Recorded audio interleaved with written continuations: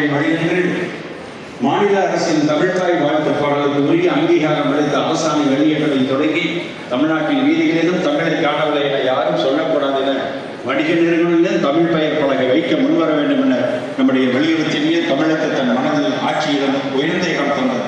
தமிழர் நெஞ்சங்களில் நிமிர்ந்து நிற்கிற மாண்புமிகு தமிழ்நாடு முதலமைச்சர் அவர்கள் என்பதில் சந்தேகமில்லை.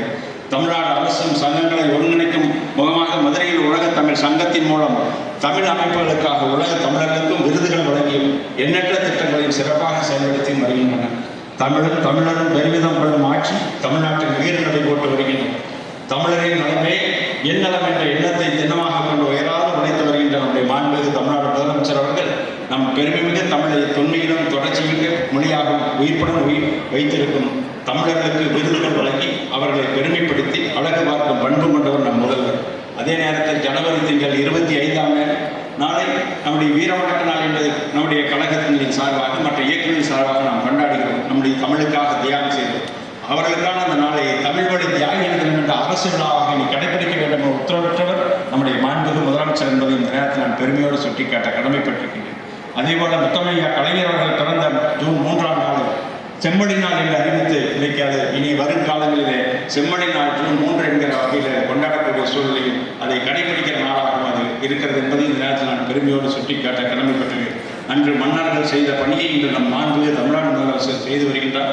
செம்மொழி தமிழாய்வு நிறுவனத்தின் சார்பில் முத்தமிழ் கலைஞர் அவர்கள் இன்றைக்கு அவர்கள் அளித்த அந்த சொந்த நிதியிலிருந்து இன்றைக்கு ஆண்டொன்றுக்கு ஒருவரை தேர்ந்தெடுத்து அவருக்கு 10 லட்சம் ரூபாய் வீதம் செம்மொழி தமிழ் பட்டம் என்கிற வகையில் விருது வழங்குகிற நிகழ்ச்சி நடைபெற்று வருகிறது.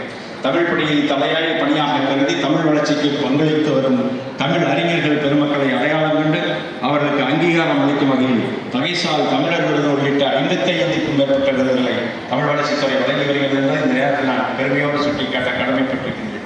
தமிழ் அறிஞர்களின் நூல்களை நாட்டுரிமையாக்குதல், அயலக பல்கலைக்கழகங்களில் தமிழ் இருக்கைகளை தோற்றுவித்தல், மாணவர்களின் தமிழ் ஆர்வத்தினை ஊக்குவிக்கும் வகையில் திருக்குறள் முற்றோதல், தமிழ் கூடல், தமிழ் வழி இலக்கிய திறனை தேர்வு, பேச்சு போட்டிகள், கட்டுரை போட்டிகள், தீராக்காவல் திருக்குறள் திட்டம், எழுத்தாளர்களுக்கு கனவு இல்லம் வழங்குதல் என தமிழ்நாடு இன்றைக்கு தமிழ் வளர்ச்சிக்கு நன்மை அளிக்கும் எண்ணற்ற திட்டங்களை இந்த அரசு செய்து வருகிறது என்ற இந்த நேரத்தில் இன்னைக்கு பெருமையோடு சுட்டிக்காட்ட கடமைப்பட்டிருக்கின்றேன்.